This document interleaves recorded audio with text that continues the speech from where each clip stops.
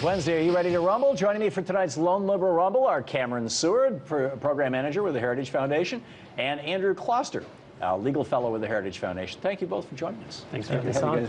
And all heritage tonight. Wow, this is what a treat. Yeah. Okay. The American Heritage, speaking of dictionary, defined fascism as, quote, a system of government that exercises a dictatorship of the extreme right, typically through the merging of state and business leaderships, together with belligerent nationalism. That was the entire definition, or one of several. And in a piece in the New York Times in 1944, Henry Wallace, then the sitting Vice President of the United States, said that, quote, the really dangerous American fascists are not those who are hooked up directly or indirectly with the Axis, with Hitler and whatnot. The FBI has its finger on those. The American fascist would prefer not to use violence. His method is to poison the channels of public information.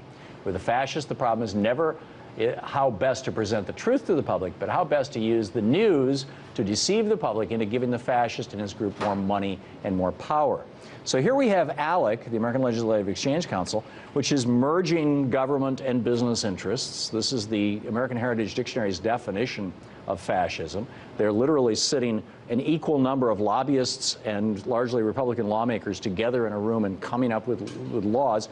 And then they're out there promoting these in the public sphere as whatever they are. Oh, you don't need to know about GMOs. It's going to cost more if we have to label it or whatever it may be. Isn't ALEC a prime example of fascism? Either of you?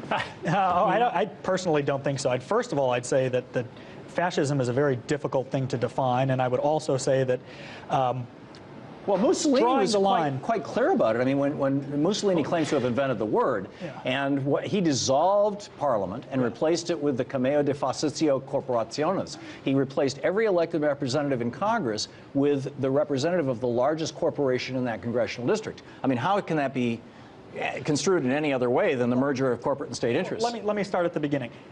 Corporate interests and state interests are not always easily distinguishable. I mean, the president said, you know, you didn't build that, and I think that's to some extent correct. The government of America exists to protect fundamental liberties. One of them is the right to petition your government, is the right to, is the First Amendment right. But there's no right to do business in the Constitution. I think it perhaps precedes the Constitution. I think it's a pre-constitutional. The right of the government to regulate business. There's a right to association. There's a right to.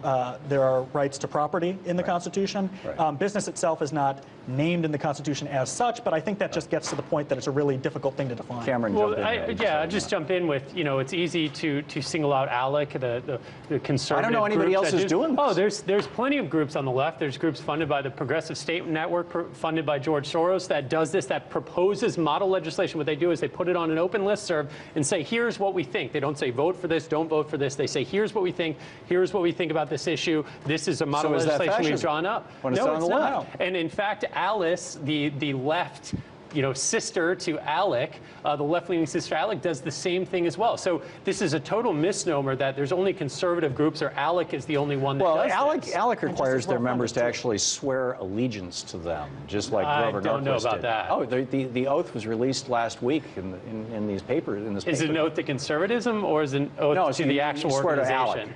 To ALEC, loyalty to ALEC. You guys don't know. Unaware of any sort of oath. You can ask questions about people's loyalties, but I think the reality is, if you have to look at individual proposals, you have to look at whether they're good proposals or bad proposals, whether they come from ALEC or Alice or the Uniform Law Community or Heritage or George Soros or anybody. It's a nonprofit group. Okay.